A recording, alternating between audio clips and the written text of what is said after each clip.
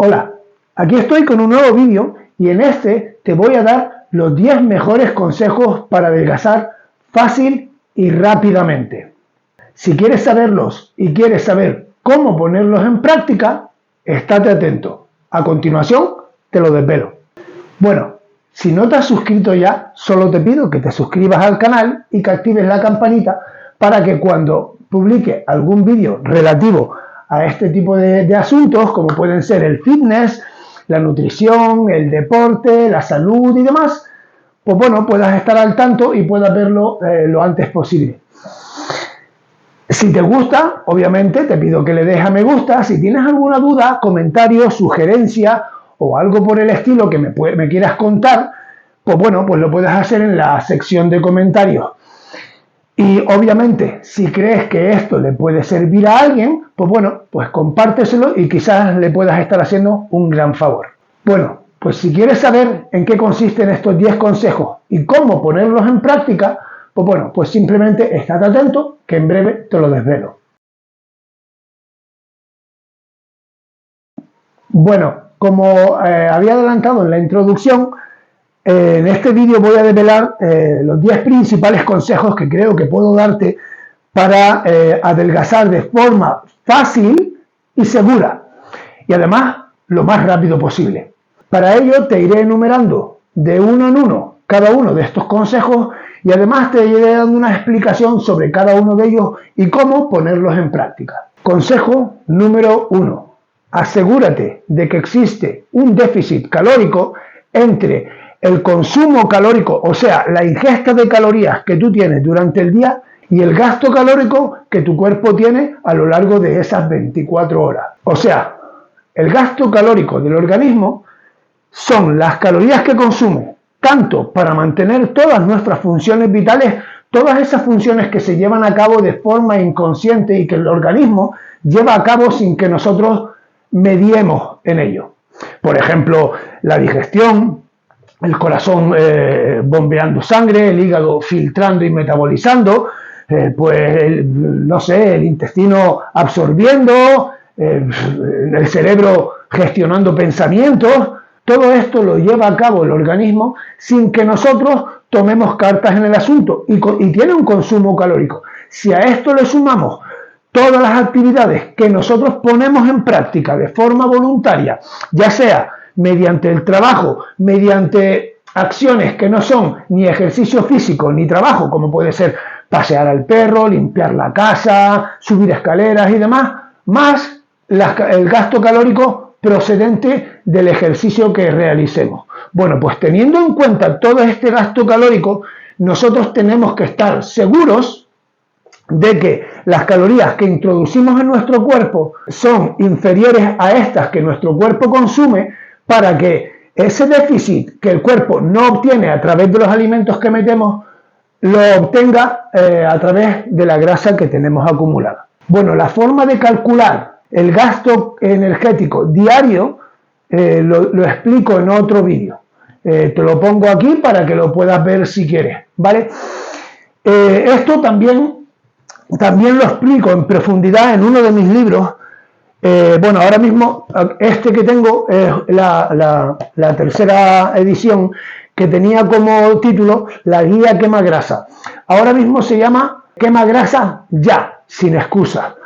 Y en él explico absolutamente todo, con pelos y señales, y además con fórmulas para poder calcular estas calorías, ejemplos de dietas, ejemplos de suplementación que alguien pueda utilizar en momentos concretos y específicos y que sean óptimos y que sean adecuados para esa persona concreta. No nos olvidemos de que no podemos consumir suplementos simplemente así, sin criterio, pensando que lo que es efectivo a otra persona nos puede ser efectivo a nosotros. De esto voy a hablar un poquito más adelante. Bueno, ya saben, este libro está de venta en Amazon, se llama Quema grasa ya, sin excusas. Dejo el enlace en la caja de descripción por si quieren acceder a él, y en él ya les digo que todo lo que existe en este planeta con respecto a la quema de grasa está incluido en él. Todo, absolutamente todo, desde la alimentación, desde los factores endocrinos, factores fisiológicos, desde el tipo de ejercicio, un montón de técnicas para conseguir acelerar el metabolismo. Pues eso, si te apetece y tienes ganas de leer, quizás le puedas sacar algo de provecho. Segundo consejo que puedo darte para quemar grasa de forma fácil y rápida. Elige bien el tipo de ejercicio que vas a llevar a cabo. Vale, antes, en el consejo anterior, habíamos hablado de generar un déficit calórico, o sea, que nuestro cuerpo queme más calorías de las que estamos introduciendo en el organismo en forma de alimentos. Para ello, podemos hacer dos cosas.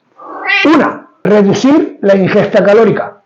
Dos, aumentar el gasto calórico, aumentando el tiempo de ejercicio, el tipo de ejercicio o la intensidad del ejercicio. O una mezcla de ambos. O sea, reduciendo algo las calorías y aumentando algo el gasto calórico a través del ejercicio. Vale, y aquí entramos en un tema que es controvertido para mucha gente. Hay gente que piensa que la mejor forma para quemar grasa es hacer ejercicio cardiovascular. Y aquí tengo que discrepar, ¿vale? Es cierto que a través del ejercicio cardiovascular se puede quemar grasa, es cierto. ¿Es la mejor forma para quemar grasa? No. Y ahora les explico por qué. Todos los músculos de nuestro cuerpo están compuestos por dos tipos de fibras principalmente. Las fibras rojas o de tipo 1 y las fibras blancas o de tipo 2. Dentro de las fibras blancas de tipo 2 existen las de tipo 2A y 2B. Las fibras rojas o de tipo 1 son las fibras de resistencia y las que funcionan exclusivamente con grasa para obtener su energía, o sea, a través de la beta-oxidación.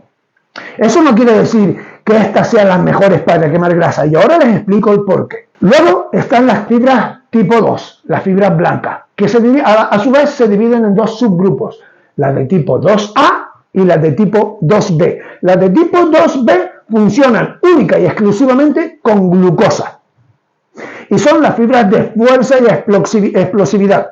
Luego están las fibras del tipo 2A, que dependiendo del tipo de actividad o ejercicio al que las acostumbremos, pueden modularse para funcionar exclusivamente con grasa o exclusivamente con glucosa. Esto es importante tenerlo en cuenta porque una persona que solamente hace ejercicio cardiovascular, inicialmente sí es cierto que puede empezar quemando grasa.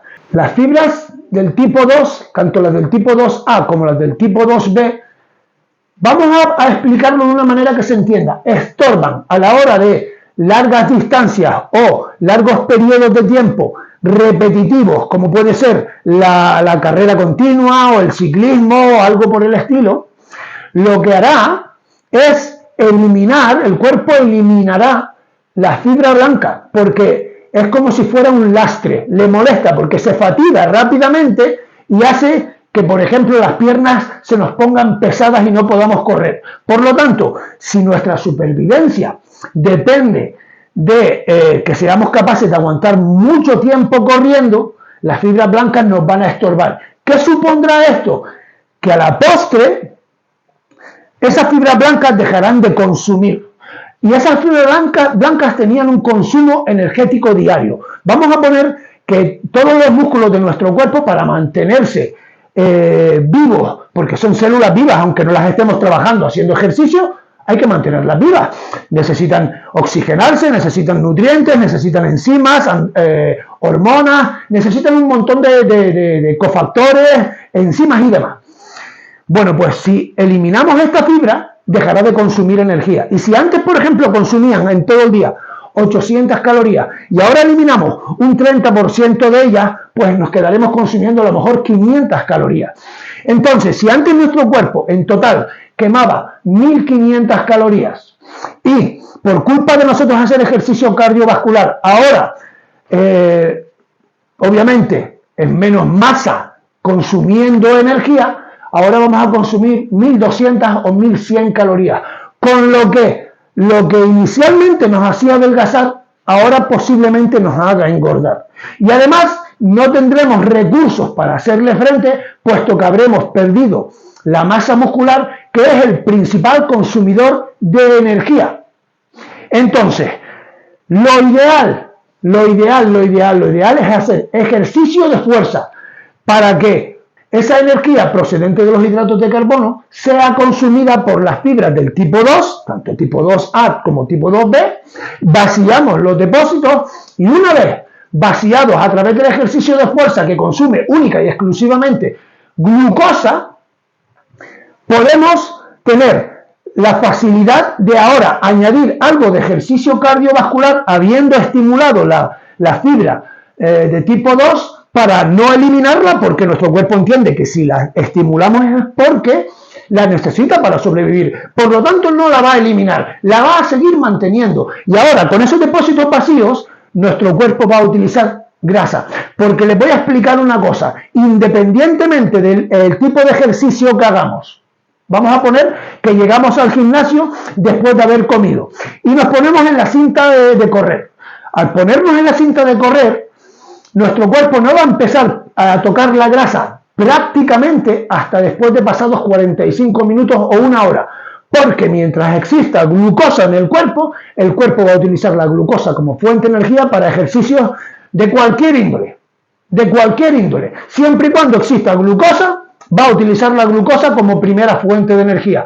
Y una vez agotada esta, vamos a utilizar la grasa. Por lo tanto, si nosotros nos almorzamos y esperamos un poquito a hacer la digestión, nos vamos al gimnasio y nos subimos en la cinta durante 45 minutos o una hora, nuestro cuerpo prácticamente no habrá tocado la grasa. Lo único que habrá hecho es vaciar los depósitos de glucógeno y, además, como no hemos estimulado la fibra blanca para que se mantenga, no solo no habremos quemado esa glucosa como fuente de energía, sino que estamos destruyendo masa muscular que hará que con el tiempo tengamos menos masa muscular que consuma energía y por lo tanto será muchísimo más fácil engordar. Por lo tanto, lo ideal es hacer ejercicio de fuerza. Y si tuviese que recomendar algún tipo de entrenamiento de fuerza específico que fuera el mejor para quemar grasa, les diría que hicieran ejercicios en circuito, ya sea de pesas en circuito o ejercicios HIIT de alta intensidad, o sea, High Intensity Interval Training, ejercicios a intervalos de alta intensidad. Esto no solamente hará que quememos grasa durante el entrenamiento, sino que dependiendo de la intensidad que le apliquemos a ese entrenamiento, podremos seguir quemando grasa fruto de ese entrenamiento hasta 48 horas después de haber entrenado. O sea, si nosotros somos capaces de mantener una intensidad lo suficientemente alta, y en este caso estoy hablando de una intensidad muy alta, si somos capaces de mantenerlo durante 45 minutos, seremos capaces de quemar grasa durante 48 horas seguidas después de haber terminado esa sesión de entrenamiento. O sea, tumbados en casa viendo la tele, estaremos quemando grasa fruto de ese entrenamiento. Y eso se consigue con el entrenamiento a intervalos de alta intensidad, ya sea a través de un circuito de pesas, las típicas pesas con máquinas y demás, o con pesas, mancuernas, pero en circuitos sin descanso de un ejercicio a otro, con mucha intensidad, bastante peso y mucha intensidad. Que terminemos una ronda y que acabemos lo que se dice reventado. Ahí está la intensidad. Si conseguimos hacer esto durante 45 minutos con ciertos descansos introducidos de forma estratégica, seremos capaces de optimizar la quema de grasa. El tercer consejo, posiblemente algo a lo que no le hayas prestado atención, sea más relevante de lo que tú crees. Tienes que tener en cuenta que tu flora bacteriana determina la gestión que hagas de los sustratos energéticos. O sea, dependiendo del tipo de flora, dependiendo del tipo de cepas bacterianas que tengas en tu intestino, tu cuerpo absorberá y gestionará los nutrientes de forma diferente. Y fruto de esto hará que tu cuerpo adelgace con mayor facilidad o engorde con mayor facilidad. El tipo de bacterias que harían que fuera más fácil engordar y más difícil adelgazar son las pertenecientes a la familia de los Firmicutes.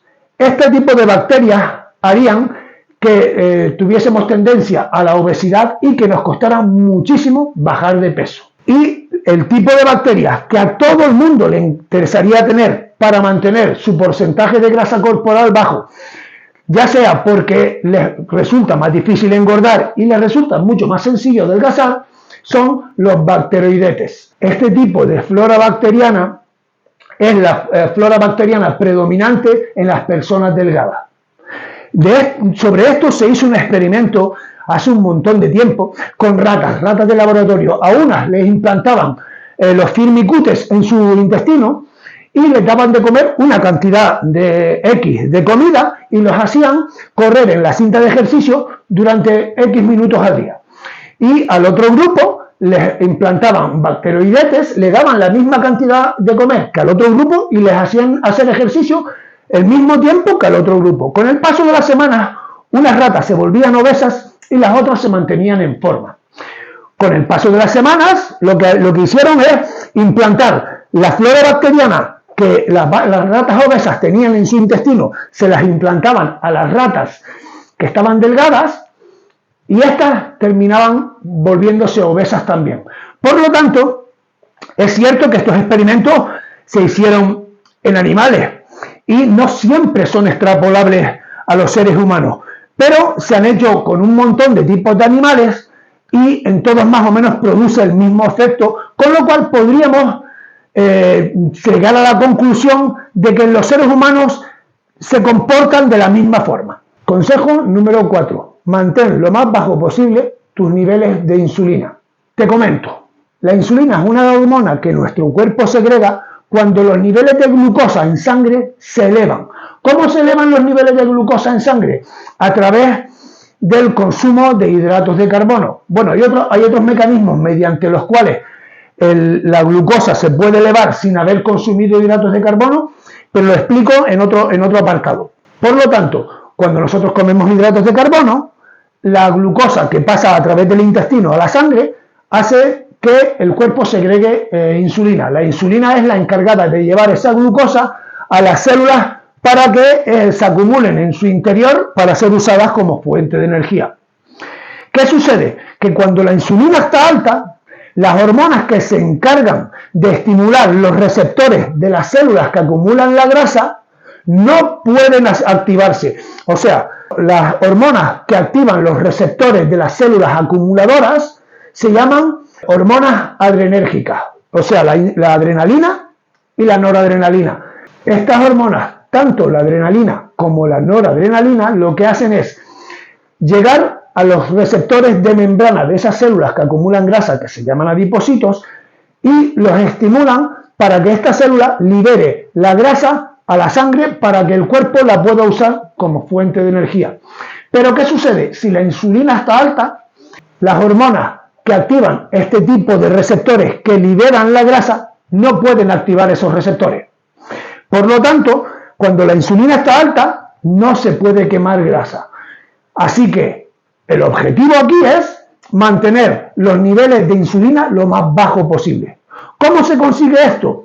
A través del consumo de hidratos de carbono de bajo índice glucémico o que la carga glucémica, o sea, la cantidad de hidratos de carbono que consumimos de una sola vez, sea la más pequeña posible. Es preferible comer hidratos de carbono muy pequeñas cantidades varias veces al día que grandes cantidades de hidratos de carbono que produzcan un gran pico de insulina varias veces repetidas al día. ¿Vale? Y si tenemos que elegir, obviamente, consumir hidratos de carbono de bajo índice glucémico. O sea, que este tipo de hidratos de carbono produzcan una elevación muy pequeñita de la glucosa en sangre, por lo tanto, la elevación de la insulina será baja también. Por lo tanto, aquí habrá mucha más facilidad para activar los receptores de las membranas de las células que acumulan la grasa para que éstas liberen los ácidos grasos a la sangre para que nuestro cuerpo pueda usar esa grasa como fuente de energía y poco a poco ir adelgazando. Quinto consejo que te puedo dar. Elige bien los suplementos que vayas a utilizar para quemar grasa.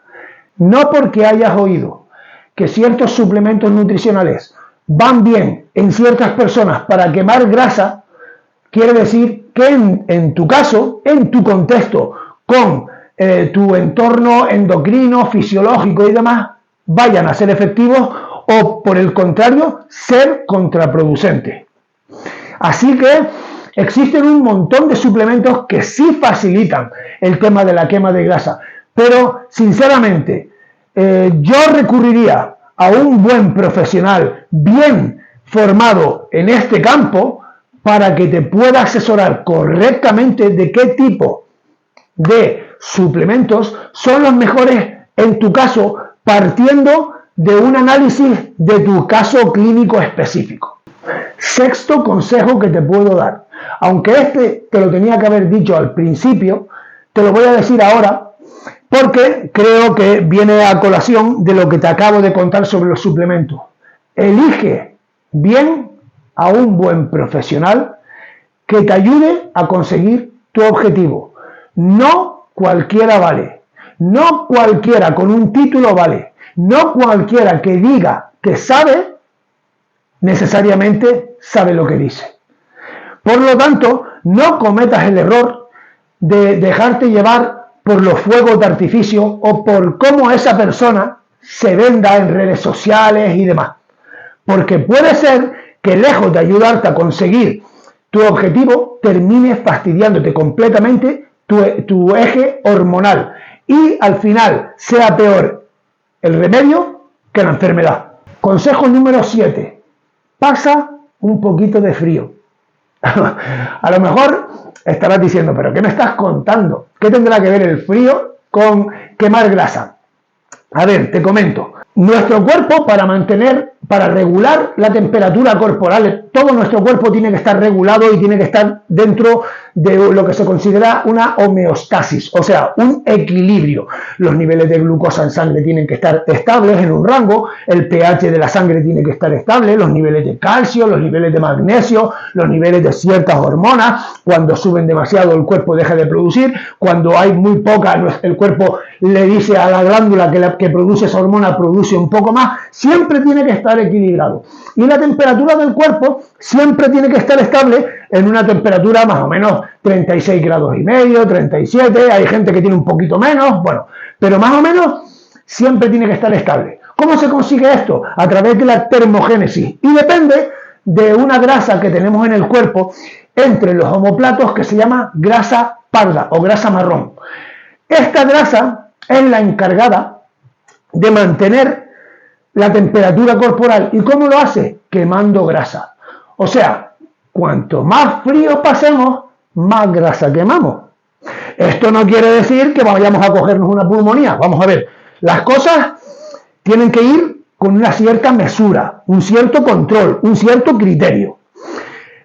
O sea, no es ponerse una chaqueta a la primera de cambio. Deja que tu cuerpo, o sea, cuando el cuerpo, por ejemplo, entra un poquito de frío y se pone la piel de gallina o tiritamos un poco, eso ya está generando un consumo energético. Si además estamos tiritando, el cuerpo lo que está haciendo es contrayendo una y otra vez los músculos para que mantengamos, o sea, esos músculos liberan calor al contraerse y liberan ese calor para subir un poquito la temperatura corporal. Por eso tiritamos.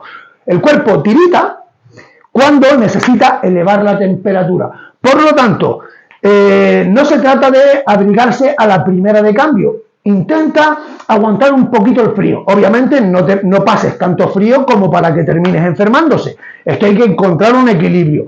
Pero sí es cierto que no hay que estar abrigado todo el tiempo, incluso llegando a pasar un poquito de calor. No, lo que tienes que hacer es ayudar a que el cuerpo utilice grasa a través de la grasa parda y estimule esa termogénesis.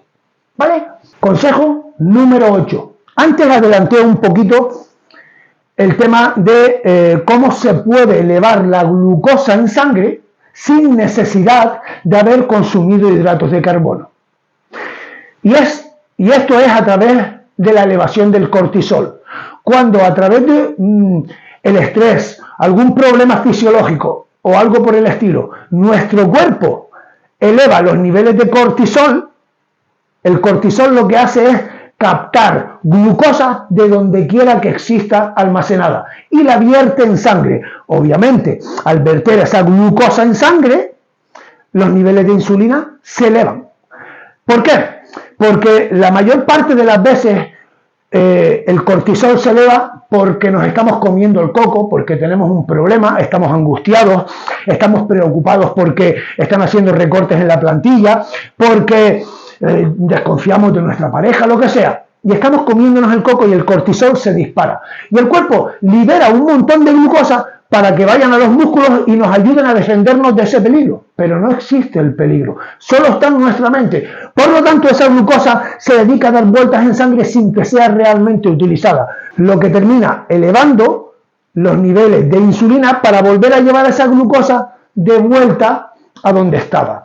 Por lo tanto, por culpa de tener niveles de cortisol elevados, la insulina está elevada y el cuerpo no puede quemar grasa. Por lo tanto, en momentos en los que mantenemos el estrés crónico durante mucho tiempo, el cuerpo no está quemando grasa. De hecho, lo más seguro es que esté quemando masa muscular. Y ya sabemos lo que habíamos dicho al principio. Si el cuerpo elimina fibra muscular para obtener a través de la neoglucogénesis, a través de los aminoácidos que componen la fibra muscular, los transforma en glucosa para obtener energía. Porque la grasa no la toca, porque la insulina está elevada. ¿Ok? Consejo número 9. Asegurarnos sí o sí de que tenemos bajo control las hormonas tiroideas. Hay mucha gente que ni siquiera sabe si sus hormonas tiroideas están funcionando correctamente.